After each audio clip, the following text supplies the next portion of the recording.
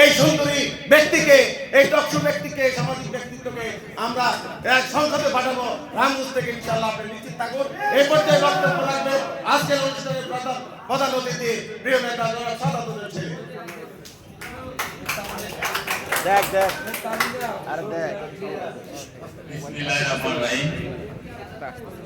আজকে আমার জন্য অত্যন্ত একটা আনন্দের দিন, একটা গর্বের দিন। আমার পৃথিবীতে চিরজাগরিক থাকার মতো একটা দিন। অসংখ্য রামগঞ্জের নেতারা, তারকারা, রামগঞ্জের প্রতিষ্ঠাতারা আজকে সবাই আমার আশেপাশেই আজকে উপস্থিত। আমি সবাইকে অন্তঃস্থল থেকে আমি আমার কৃতজ্ঞতা প্রকাশ করছি এবং আমি ধন্যবাদ জানাচ্ছি আজকে এই অনুষ্ঠানের এই আয়োজনকে। আসলে যেটা বলেছে যে রামগঞ্জের ঐতিহ্য আছে, যে রামগঞ্জে তিনি সাধারণত বেশ কয়েকটা পয়েন্টে গিয়ে বক্তব্য রাখেন, এবং সবাইকে আহ্বান জানান। সেই ঐতিহ্যকেই পালন করেই আমি আসলে গতকাল থেকে 8 তারিখ পর্যন্ত ঢাকা যদিও আমার জন্য একটা মিনিট এখন একটা বছরের সমান, আমার আসলে এলাকায় থাকা দরকার ছিল। তারপর আমি শুধুমাত্র আপনাদের সাথে দেখা করার জন্য, আপনাদের সাথে মত বিনিময় করার জন্য আমি আজকে এই ঢাকাতে আছি। আগামীকাল আমি আমার আজকেও অংশ আছে, আগামীকালকেও আছে, পরশুদিনও আছে। অংশ আসলে এক একদিন 3-4টা টিভিতে ডাকে, প্রত্যেকটা টিভিতে দিতে পারি না কেন জানি। মানে টেলিভিশনের একটা অংশ যারা অ্যাঙ্কর, তারা আমাকে পছন্দ করে, হয়তো আমার কথাবার্তা তাদের তবে আমি যখন অনেক সরকার ক্ষমতায় ছিল কথা বলতে কোনো সময় ন্যূনতম আমার মধ্যে কোনো দ্বিধাদ্বন্দ্ব ছিল না। আমি অত্যন্ত কঠিন, কঠোর এবং শক্ত ভাষায় আমি কথা বলতাম। মৌসুম ভাই একটা কথা বলেছেন যে মনোনয়নের ব্যাপারে, আরো অনেকেই জানেন, আমি নিজেও নিশ্চিত ছিলাম যে আমি এই থেকে মনোনয়নটা পাবো, আমি নিশ্চিত ছিলাম। তারপর আমি কিন্তু রামগঞ্জের বিভিন্ন মিটিংয়ে একটা কথা বলতাম যে তারেক রহমান সাহেব যার হাতেই ধানের শীষ তুলে দেন, আমি নিজে নির্বাচন করার জন্য যতটা কষ্ট করবো তার থেকে বেশি আমি কষ্ট করবো, তার থেকে বেশি আমি তার জন্য আমি পরিশ্রম করব। এই কথাটা আমাদের অনেক নেতারা আপনার বলতেন, প্রায় সব নেতারা বলতেন। আবার ধরেন রাজনীতি প্রতিযোগিতা থাকতে পারে, সেটা তো নিয়ম কানুন মানতে হয়। আমরা অনেক সময় অনেক নিয়ম কানুনও মানি নাই রাজনীতি। প্রতিপক্ষকে আপনি রাজনৈতিক ভাষায় কথা বলবেন, ধরেন আমাকে হত্যাকারী, ধর্ষণকারী, বহিরাগত, ইনকালাপি অনেক কিছু বলেছে। আমি 22 তারিখে যেদিন হাতে চিঠিটা পেয়েছি, সেই সময় থেকে আমি অতীতের সমস্ত কিছু আমার মন থেকে, আমার অন্তর থেকে আন্তরিকভাবে আমি ডিলিট করে দিয়েছি। আমার মনের মধ্যে আর কোনো কিছুই নেই। আর আমি আমার যারা সমর্থক আছে, যারা অতীতে আমার সাথে ছিলেন, আমার সহযোগী ছিলেন, তাদের প্রতি আমি আহ্বান জানাবো, আপনারা আপনাদের আচার আচরণে, কথাবার্তা এবং সামাজিক যোগাযোগ মাধ্যমে দয়া করে এমন কোনো কথা বলবেন না যাতে অন্যের মনে ন্যূনতম আঘাত থাকে। এটা যদি করেন তাহলে আমি মনে করবো যে আপনারা আমাকে অপছন্দ করেন অথবা আমার ক্ষতি করছে। আপনারা দয়া করে কাজটা করবেন না। আমরা সবাই এক এবং অভিন্ন। রামগঞ্জের নেতারা যে কথা দিয়ে কথা রাখতে পারে তার একটা অনন্য উদাহরণ রামগঞ্জতে ইতিমধ্যে সৃষ্টি হয়ে গেছে। এই কথাটা হয়তো আপনারা অনেকেই জানেন না। আমাদের 300 আসনের মধ্যে 110 জন বিদ্রোহী প্রার্থী। আর আমরা যারা যোগ্যতা আন্দোলন করেছি, আমাদের যে 18 জনকে অনেকে দলে যোগদান করে, অনেকে যোগদান না করিয়ে নমিনেশন দিয়েছেন 18 জন। এই 18 জনের মধ্যে 2টা আসনে বিদ্রোহী প্রার্থী নেই। একটা হলো রামগঞ্জ, আর একটা হলো মোহাম্মদ কবিয়াতের এলাকা। তার মানে রামগঞ্জের নেতারা যে কথা দেয় আক্ষরিক অর্থে সে কথাটা তারা সেটা পালন করেছে। প্রাথমিক বিজয় এবং রামগঞ্জবাসী, রামগঞ্জের নেতারা তারেক রহমানের মুখোশ উজ্জ্বল করেছেন, আমার নেতাকে সম্মানিত করেছেন, আমি নিজে সম্মানিত হয়েছি এবং এই সম্মান ধরে রাখার দায়িত্ব আমার। আমি ইনশাআল্লাহ এই সম্মানটা ধরে রাখবো। ইনশাআল্লাহ আমরা নির্বাচনটা করছি, বিএনপি যখন ক্ষমতায় ছিল না, বিরোধী দল ছিল, আওয়ামী লীগ যখন ক্ষমতায় ছিল, আপনারা আমার অসংখ্য টকশোতে দেখেছেন আমি একটা কথা বলতাম যে আপনারা একটা তত্ত্বাবধায়ক সরকার দেন, তত্ত্বাবধায়ক সরকার দিলে বিএনপি কোনো ঘোষণাপত্র, কোনো ম্যানিফেস্টো, কোনো প্রতিশ্রুতি দিতে হবে না, 300 আসনে বিএনপি লাভ করবে। অবস্থাটা কিন্তু 5-6 বছর পর সেরকমই ছিল। আমাদের কিছু কিছু কর্মকাণ্ডে, কিছু কিছু বিতর্কিত কর্মকাণ্ডে আমরা হয়তো এখন কিছুটা ঝামেলার মধ্যে আছে, তারপরও কিন্তু বিএনপি বিপুল করে যাওয়া ইনশাআল্লাহ কোনো সন্দেহ নেই। বরং আমি চিন্তা করছি যে আল্লাহ করে যেন 21 তারিখ পর্যন্ত পার হয়, প্রতিপক্ষ যেন কোনোভাবে মাঠ ছেড়ে চলে না যায়। এইটা দিয়ে আমাদেরকে খুব শক্তভাবে নজর দিতে হবে। আর এই কথাটা আমি বলছি যে অতীতে এই আপনার 73 সালের নির্বাচনের পর থেকে গত 12টা নির্বাচনে সর্বোচ্চ 60 দিন, সর্বনিম্ন 39 দিন সময় দিতে প্রচারণার জন্য। আর এইবার আমরা সর্বসাকুল্যে সময় পাচ্ছি। আমাদের জন্য সময় অত্যন্ত কম, আমাদের প্রতিটা মুহূর্ত মূল্যবান। আপনারা কিন্তু যদি মনে করেন ঢাকায় আছি, আমরা তো কোনো সময় দয়া করে কাজটা করবেন না। এখান থেকে এখন রামগঞ্জে যেতে 3 ঘন্টা বেশি সময় লাগে না। আপনারা মধ্যে একাধিকবার রামগঞ্জে যান এবং নির্বাচনের একটা জোয়ারের একটা সৃষ্টি করে। তা না হলে কিন্তু নির্বাচনটা অনেক কঠিন হয়ে দাঁড়াবে আমাদের অনেকের জন্য।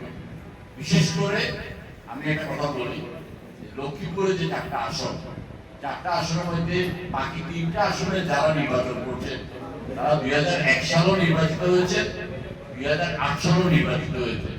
এক নাগারে 14 বছর তারা সংসদ সদস্য ছিলেন, তাদের একটা সেট আপ আছে। আমার কিন্তু সেই সেট আপটা নাই। এমনকি আমরা 14, 18 এবং 24 সালে নির্বাচন না করার প্রেক্ষিতে আমাদের সেই সেট আপটা নাই। সেই সেট আপটা আমাদেরকে গড়ে তোলার জন্য আপনাদের প্রত্যেককে কিন্তু সময় দিতে হবে এবং সেই সেট আপটা করে নিতে হবে। আমাদের 93টা কেন্দ্র, আমাদের কেন্দ্রভিত্তিক আমরা কমিটি করব। কেন্দ্রভিত্তিক কমিটি করতে গিয়ে আমরা মূলত যারা ঢাকা এবং চট্টগ্রামে থাকে, যারা সমাজের গ্রহণযোগ্য লোক, যারা সমাজের ধনাঢ্য ব্যক্তি, যারা সমাজকে কিছু দেয়, সরাসরি রাজনীতির সাথে সেভাবে জড়িত না থাকলেও বিএনপির সাথে সম্পর্কিত, তাদেরকেই কিন্তু আমরা ওই কেন্দ্রকে আমরা দায়িত্ব দেওয়ার চেষ্টা করব। এছাড়া আমাদের যে বিএনপি নেতৃত্ব আছে, নির্বাচনটা যেভাবে পরিচালনা করবেন, আমি ওনাদের দ্বারা একজন পরিচালিত হব, একজন পুতুল হিসাবে। আমার নিজস্ব কোনো মতামত থাকবে না, আমার নিজস্ব কোনো কিছু থাকবে না। আমাদের নেতারা যেভাবে আমাদের প্রোগ্রাম দেবেন, যেভাবে যেখানে যেতে বলবেন, আমি সেভাবে সেখানে যাব। এখানে আমি চট্টগ্রামে রাজনীতি করলেও আমি কিন্তু সবসময় কিন্তু রামগঞ্জের রাজনীতির প্রতি আমি উৎসাহিত ছিলাম। আমি ঢাকায় রাজনীতি করলেও আমাকে 2012 সালে উত্তরাতে 41% নোয়াখালীর লোক, এই হিসাব দিয়ে আমাকে উত্তরাতে নির্বাচন করার কথা বলা হলো। আমি কিন্তু রামগঞ্জের প্রতি যেহেতু ভেরি বিগিনিং, সেই 79 নির্বাচনে তখন রামগঞ্জ থেকে 6 জন নমিনেশন চেয়েছে। মমিনুল্লাহ সাহেব, দেওয়ান সুলতান সাহেব, কাশেম মাস্টার সাহেব, আব্দুল ওয়াহাব সাহেব, তারপরে আপনার গোলাম মহিউদ্দিন খান, এভাবে আরো একজন। আপনার ইন্টারভিউ হয়েছে ধানমন্ডি, আমি তখন উপস্থিত ছিলাম। 79-এ যখন জিয়া রহমান প্রথম রামগঞ্জে গেছে, আমি সেখানে উপস্থিত ছিলাম। এমনকি মমিনুল্লাহ সাহেবের যে নির্বাচন, মমিনুল্লাহ সাহেব পেয়েছেন 9,200-250 ভোট, আর 11,500 ভোট পেয়েছেন আবুল হোসেন সাহেব। সেই নির্বাচনে কিন্তু আমি মমিনুল্লাহ সাহেব ভোট দিয়েছি। আমার দায়িত্ব ছিল অঙ্গে, আমি রামগঞ্জের উৎসাহিত ছিলাম। আমি একটা কথা বলি, রাজনীতি হলো চরম ধৈর্যের খেলা এবং মূল স্রোতের ধৈর্যের সাথে লেগে থাকতে হবে। এখানে অস্থির হওয়ার কিছু নাই। লোকমান ভাই যেটা বলছেন, আমাদের অনেক নেতাকে দেখছি, অনেক সম্ভাবনাময় নেতা, যাদের সম্ভাবনা আছে। তারেক রহমান এত বিনীতভাবে বলার পরও তারা বিদ্রোহী হিসেবে দাঁড়িয়ে আছে। আমি কিন্তু ব্যক্তিগতভাবে অনেককেই ফোন করে বলতেছি যে আপনারা আপনাদের সর্বনাশটা করবেন না। মূল স্রোতের বাইরে গিয়ে রাজনীতি করে কেউ কিন্তু লাভবান লাভবান হয় নাই। আপনারা 21 তারিখের আগে উত্তর করেন, তারেক রহমানের কাছে ক্ষমা প্রার্থনা করেন, বিএনপিকে রাষ্ট্রীয় ক্ষমতায় আনেন, জিয়াউর রহমানের অসমাপ্ত কাজকে সমাপ্ত করেন, তারেক রহমানের স্বপ্নকে বাস্তবায়ন করেন। আমরা আশা করব হয়তো গঠিত বিচারজন বিভিন্ন কারণে তারা হয়তো মান ছাড়বে না, অধিকাংশ কিন্তু আমি আশা করছি যে তারা বিএনপির মূলতে আসবে এবং ধানের শীষের পক্ষে কাজ করবে। আমি আপনাদের এই অনেক কথা বলতে ইচ্ছা করতেছে, তো কথা বিষয় না বাড়াই রাজনীতি হয়ে গেছে। আপনাদের কাছে বিনীতভাবে অত্যন্ত করজোড়ে অনুরোধ করব যে আমাদের বিপক্ষে যারা নির্বাচন করছে তারা কিন্তু 71 সালে যুদ্ধ হাতে অস্ত্র হাতে আমাদের বিরুদ্ধে যুদ্ধ করছে। 47 সালে তারা কিন্তু সমস্ত বাঙালি মুসলমানরা পাকিস্তান প্রতিষ্ঠার পক্ষে ছিলেন, তারা কিন্তু পাকিস্তান প্রতিষ্ঠার বিপক্ষে ছিলেন। 2008 সালে বিএনপি নির্বাচনে অংশগ্রহণ করার ব্যাপারে সম্পূর্ণ অনীহা ছিল, তারা বিএনপিকে জোর করে নির্বাচনে নিয়ে গেছে। আবার 2014 সালে যখন 5টা সিটি কর্পোরেশনে আমরা জয়লাভ করেছি, এমনকি তাদের তৃতীয় টঙ্গিপাড়া গাজীপুরে যখন আমরা জয়লাভ করেছি, আমরা বিএনপি নির্বাচনে অংশগ্রহণ করার ব্যাপারে আগ্রহী ছিলাম। তারা কিন্তু নির্বাচনটাকে বানচাল করার জন্য অথবা নির্বাচনে অংশগ্রহণ করতে দেয় নাই, অর্থাৎ তারা কখনো সঠিক সিদ্ধান্ত নেয় নাই। এখন কিন্তু তারা যে ঘরে ঘরে গিয়ে কর্মপ্রচার করতেছে, ব্যস্ত দুর্যোগের কথা বলতেছে, এর বিপরীতে কিন্তু আমরা আমাদের রাজনৈতিক কর্মসূচি তুলে ধরছি। আমরা ফ্যামিলি কার্ড দেব, আমরা কৃষি কার্ড দেব, আমরা 25 কোটি বৃক্ষরোপণ করব, আমরা সমস্ত খাল খনন করব, আমরা আপনার ইমাম মুয়াজ্জিনদেরকে আমরা সরকারি ভাতা আওতা আনবো, আমরা খাল খনন করব, আমরা পরিবেশ রক্ষা করব, আমরা যারা খেলাধুলা করবে তাদেরকে আমরা সরকারিভাবে পৃষ্ঠপোষকতা করব। আমরা 31 দফা দাবি থেকে 8টা নির্যাস করে নিয়ে এসে আমরা রাজনৈতিক বক্তব্য দিচ্ছি। তারা কিন্তু কোনো রাজনৈতিক বক্তব্য দিচ্ছে না, তারা কিন্তু বক্তব্য দিচ্ছে শুধুমাত্র বেহেশত এবং দোজখ। এই জিনিসটা আপনাদেরকে অবশ্যই দেখতে হবে এবং এই জিনিসটা আপনারা এখনই গিয়ে কিন্তু আপনারা জিনিসটার ব্যাপারে কথা বলতে হবে। আপনারা যদি কথা না বলেন তাহলে কিন্তু আমরা কিন্তু পিছিয়ে যাচ্ছি।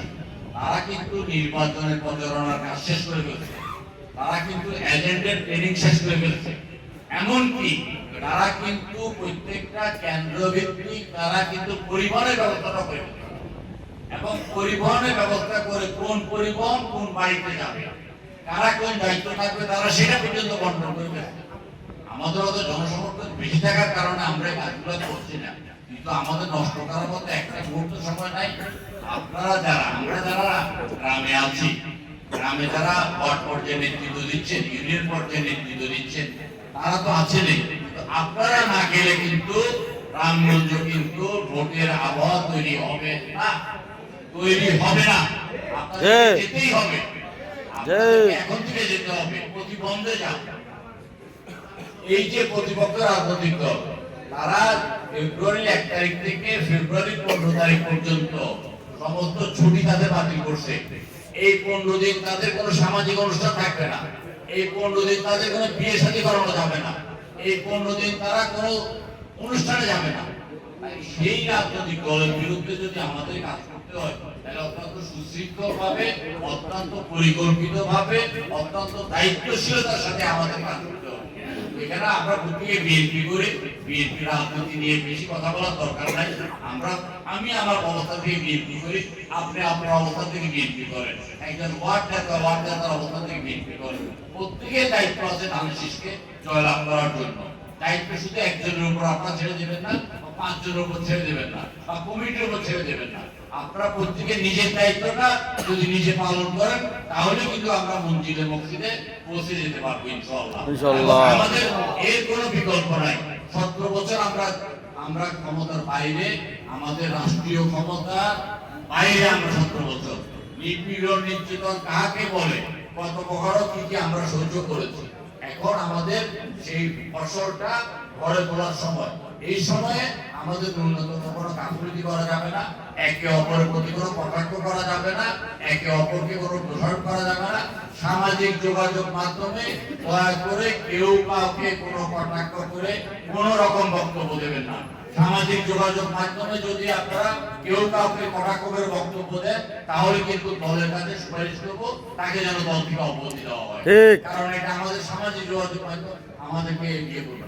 পাশাপাশি সামাজিক যোগাযোগ মাধ্যমে যে অপপ্রচারটা চলছে সেই অপপ্রচারের জবাবটা আপনারা অবশ্যই দেবেন, অবশ্যই দেবেন। এই ব্যাপারে বিএনপি অত্যন্ত সিরিয়াস। বিএনপি কিন্তু সামাজিক যোগাযোগ মাধ্যমকে অত্যন্ত গুরুত্ব দিচ্ছে, অতীতে না দিল এখন দিচ্ছে, এখন ট্রেনিং দেওয়া হচ্ছে, ট্রেনিং দিচ্ছে এবং বিভিন্ন রিল করে তারা ছাড়ছে। যেমন আমি আপনার প্রবাসীদেরকে একটা আহ্বান জানিয়ে ছোট্ট একটা বক্তব্য দিয়েছি, সেটা 6,700-800 লোক শেয়ার করছে, কিন্তু বিএনপির একটা রিল আমি দেখছি যে আপনারা বেশি বেশি শেয়ার করেন, সেটা মনে হয় একটা শেয়ার হয়নি। আমি বুঝি না জিনিসটা কেন করতেছেন না আপনারা। আমরা যখন একটা রিল তৈরি করছি কিন্তু বিএনপি মিডিয়া সেল করতেছে, বিএনপি গ্রাসরুট কমিউনিকেশন নামে একটা প্রতিষ্ঠান করছে, তারা করতেছে। এগুলো আপনাদেরকে আরো বেশি বেশি করে ছড়াতে হবে এবং সামাজিক যোগাযোগ মাধ্যমকে আপনারা কিন্তু আপনার এখানে কিন্তু একটা আপনারা মানে অবস্থান তৈরি করে নিতে হবে এবং সামাজিক যোগাযোগের মাধ্যমে কোনটা প্রচার কোনটা অপপ্রচার সেটা আপনাদেরকে বুঝতে হবে, কোনটা এআই দিয়ে তৈরি আর কোনটা বাস্তব এটা আপনারা তৈরি করতে হবে। কথাটা বলছি কারণ এখানে কোনো কর্মী নেই, প্রত্যেকে নেতা, প্রত্যেকে পোড় খাওয়া নেতা, প্রত্যেকে নির্যাতিত নেতা, প্রত্যেকে এখানে আপনার দলের জন্য কন্ট্রিবিউশন আছে।